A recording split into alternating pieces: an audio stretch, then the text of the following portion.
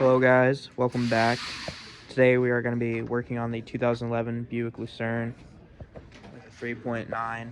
And for this week we get to choose any sensor and do like an advanced diagnostic on it. So we're going to be doing the throttle position sensor.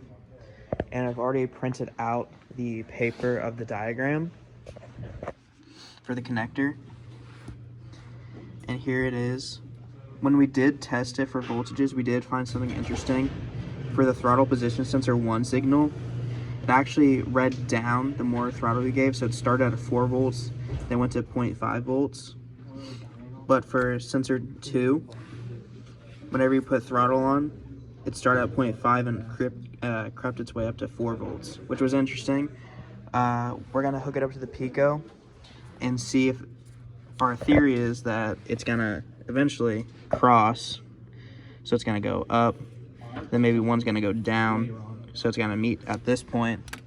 We're assuming this is for accuracy, and we'll get back and let you guys know. All right, like I said in the last clip, we said that the sensor number 2, the purple wire, starts low and goes high, and sensor 1, it goes high then goes low. We're gonna demonstrate that, and Ken's gonna test it out, and Sam's gonna press the throttle. So right now we're on the purple wire, and it starts low at 1.5, and as he hits the throttle, it's gonna increase. So as he does that, it's continuing to increase.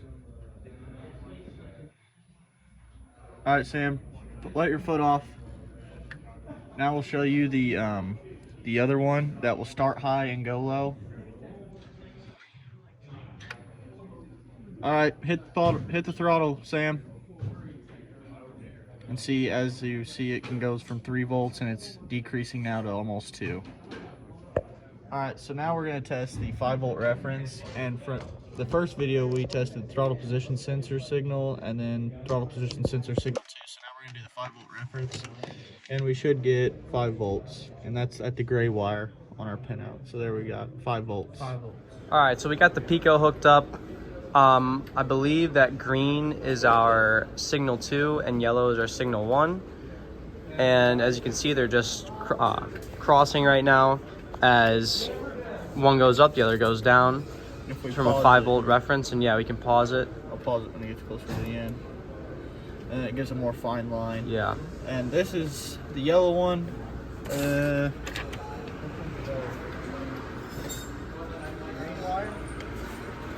So the green wire is, it starts at 4 volts and goes down to half a volt. So it starts high at 4.25 volts. Then as the pedal is pressed, as the throttle blade is opened, it goes down to 5 volts. So then for the purple wire, which our yellow line's hooked up to, it starts down at like 2 volts, half a volt or whatever, and then goes up to, it looks like 2.5 volts, something like there, 3 volts or so, something like that.